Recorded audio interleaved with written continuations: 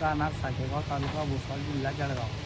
मी गेल्या 33 वर्षापासून त्याच विविध कार्यकारी सोसायटीचा सभासद असून मी नियमित कर्ज भरणारा, दरवर्षी पीक कर्ज घेत असून नियमित कर्ज फेड करीत. परंतु मागील वर्षात मी सोसायटीचे बोगस मतदान बोगस कर्जाबाबत वरिष्ठ तक्रार केल्याने तसेच त्यांच्या शेतावरील भट्ट्या आहेत त्यांनासुद्धा पीक कर्ज दिलेले गेले हे निदर्शनास आणून दिलेले होते. म्हणून मला चालू वर्षाचे पीक कर्ज देण्यात नकार दिला जात आहे.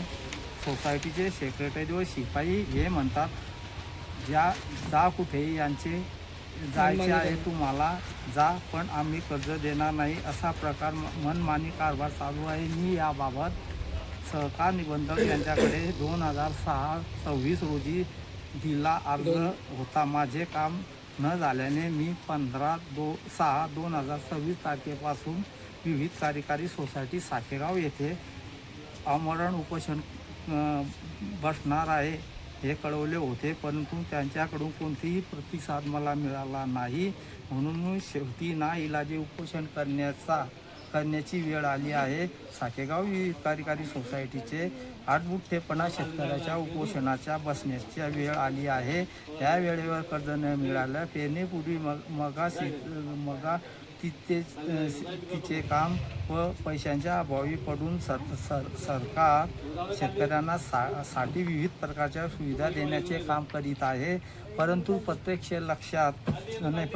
शेतकऱ्याच्या अशा प्रकारच्या समस्या तोंड द्यावे लागत आहे. माझे झालेले नुकसान साकेगाव विविध कार्यकारी सोसायटी संस्था जबाबदार आहे. 62 पासून माझ्या वडिलांचे शेअर जे विकास सोसायटीला बाकी आहे ते आम्हाला देत नाही आहे 90 पर्यंत. तसेच माझ्या आजीचे शेअर पण 91-90 पासून बाकी 25 पर्यंत आहे, ते शेअर सुद्धा भेटत नाही आहे.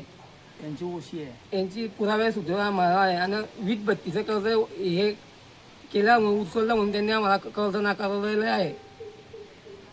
ज्या शेतात